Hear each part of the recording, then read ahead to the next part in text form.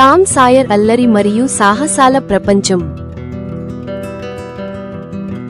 చదువుపై ఆసక్తి లేని అల్లరి కుర్రాడు టామ్ తన బాబా ఇచ్చిన గోడకు రంగు వేయాలనే పనిని చూసి విసుగు చెందుతాడు. తన తెలివితేటలతో టామ్ గోడకు రంగు వేయడం ఒక గొప్ప అవకాశం అని తన స్నేహితులకు నమ్మించి వారిని మోసగిస్తాడు.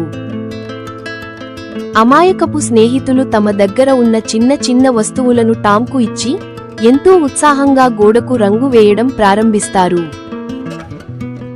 ఒక చీకటి రాత్రి టామ్ మరియు హుక్ ఒక పాత ఇంటి దగ్గర రహస్యంగా వింటుండగా ఒక భయంకరమైన నేరస్తుడు హత్య చేయడం చూస్తారు.